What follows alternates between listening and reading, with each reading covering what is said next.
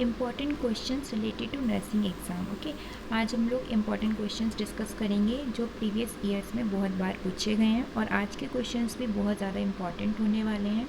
तो आपको क्या करना है, जो भी क्वेश्चंस आप पढ़ोगे उनको नोट डाउन करना है ताकि जब भी आपको रिवाइज करना हो आपके लिए ईजी हो जाए। Okay,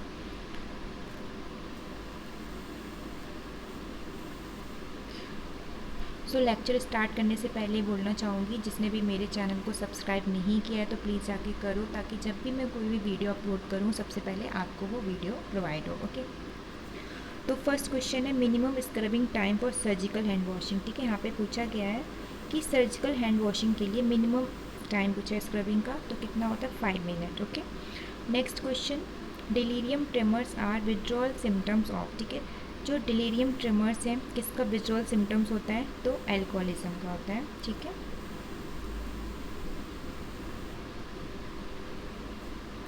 next, tuft of hair are seen in. ठीक है, मोस्ट रिपीटेड क्वेश्चन है, एग्जाम में बहुत बार पूछा गया है। टफ्ट ऑफ हेयर किस में देखने को मिलता है, तो स्पाइना बाइफिडा ऑकल्टा में देखने को मिलता है। Next, common complication after perforation of appendix. ठीक है, अपेंडिक्स के परफोरेशन के बाद कौन सा कॉम्प्लिकेशन देखने को मिलता है, तो आपका आंसर होगा पेरिटोनाइटिस। ओके, ये भी एग्ज़ाम में बहुत बार पूछा गया है तो स्टार बना लेना। Next, highly heat resistant vaccine. ठीक है, ये भी एग्ज़ाम में बहुत बार पूछा है।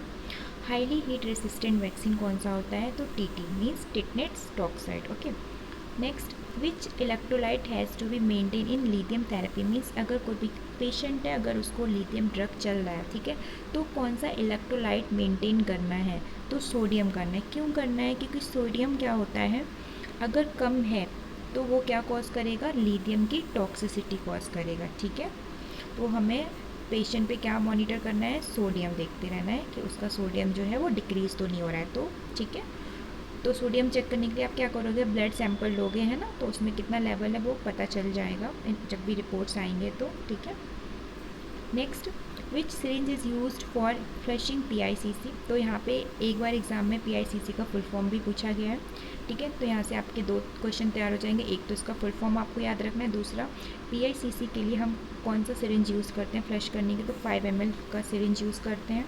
एंड सेकेंड, PICC का फुल फॉर्म क्या है, तो peripheral inserted central catheter. Okay, next, most common site for central line catheter. ठीक है, कौन सा साइट हम यूज़ करते हैं, तो इंटरनल जुगुलर वेन यूज़ करते हैं। Okay, next, a chronic alcoholic patient blame his family environment for his alcoholism, which of the following defense mechanism was used by the patient। Okay, तो यहाँ question में बोल रहा है कि एक पेशेंट है क्रॉनिक एल्कोहलिक का, ठीक है, ब्लेम कर रहा है अपनी फैमिली इन्वायरमेंट को अपनी एल्कोहलिज्म के लिए। ठीक है, तो which of the following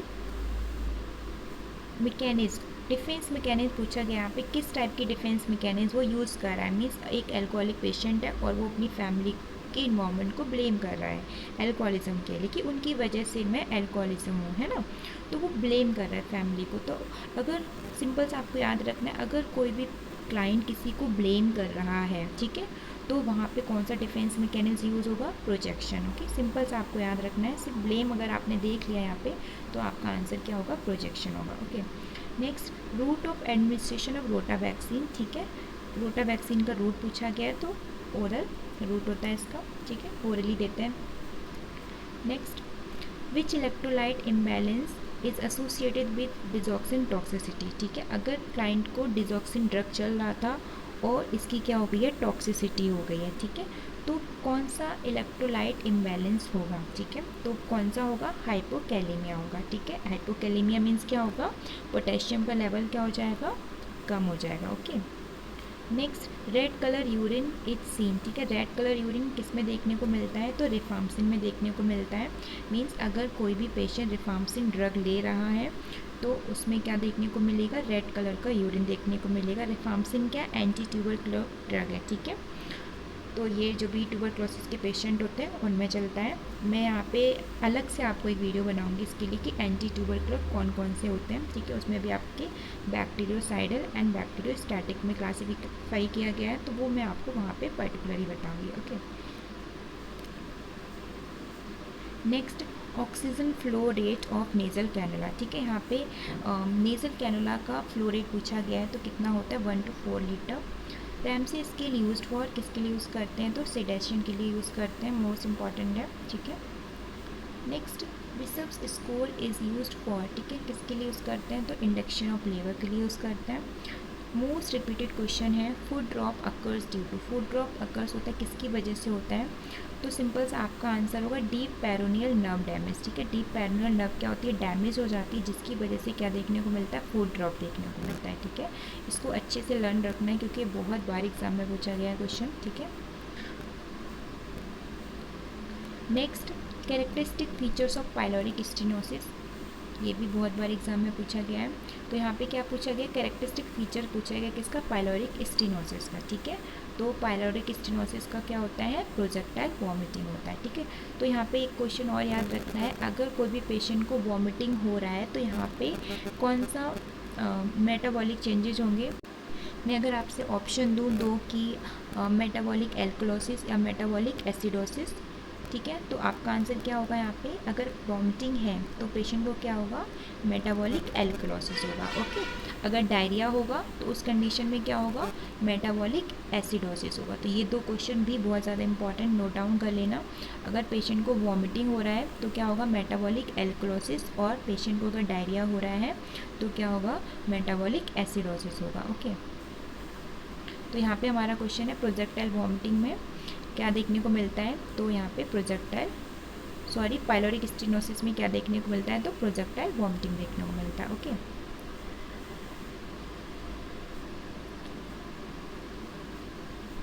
next, CEO of Google, सभी गूगल यूज़ करते हैं, इसके सीईओ बताया गया है, तो क्या है, सुंदर पिचाई होते हैं इसके सीईओ हैं, ठीक है। नेक्स्ट, इन हाइपोटेंशन विच फ्लूइड प्रोवाइडेड, ठीक है। हाइपोटेंशन में कौन सा फ्लूइड हम प्रोवाइड करते हैं, हाइपोटेंशन आप सभी को पता है, हाइपोटेंशन क्या होता है, ब्लड प्रेशर क्या हो जाता है, डिक्रीज़ हो जाता है, ठीक है।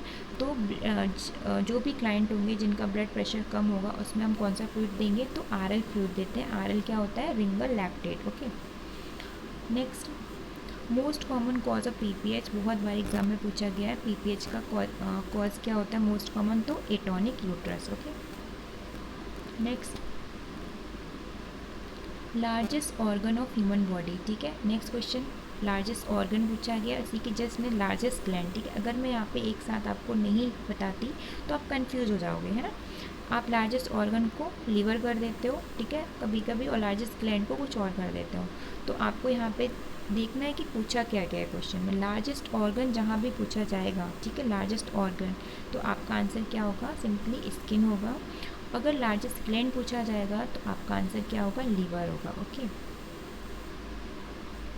Next, pigment which give colour to skin and hairs, ठीक है।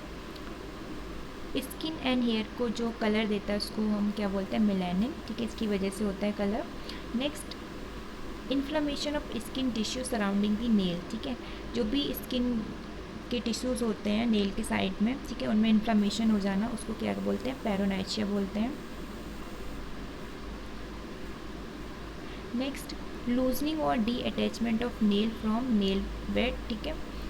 यहाँ पे सिंपली पूछा गया है नेल बेड से, ठीक है, नेल बेड जो है वहाँ से क्या हो जाना, नेल का डी अटैचमेंट और लूजनिंग हो जाना, उसको क्या बोलते हैं, ऑनिकोलाइसिस बोलते हैं, ठीक है। ये भी कई बार एग्जाम में पूछा गया है। Next, one are classify on the basis of, question में पूछा गया है जो वन है वो क्लासीफाइड किया गया, किसकी बेसिस पे क्लासीफाई किया गया, तो डेप्थ एंड एरिया के बेस पे इसको क्लासीफाई किया गया है। Next, which type of burn is painless, तो यहाँ पे जो ये दोनों क्वेश्चन ही इंपॉर्टेंट होने वाले हैं, हमेशा एग्जाम में पूछे गए हैं कि किस टाइप का जो वर्न होता है वो पेनलेस होता है, तो आपका आंसर होगा थर्ड डिग्री वर्न, ठीक है। जो थर्ड डिग्री वर्न होता है वो कैसा होता है, पेनलेस होता है। Next, blister are mainly seen in, ठीक है, ब्लिस्टर जो होते हैं किस में देखने को मिलते हैं, तो सेकेंड डिग्री बर्न में देखने को मिलते हैं, ठीक है।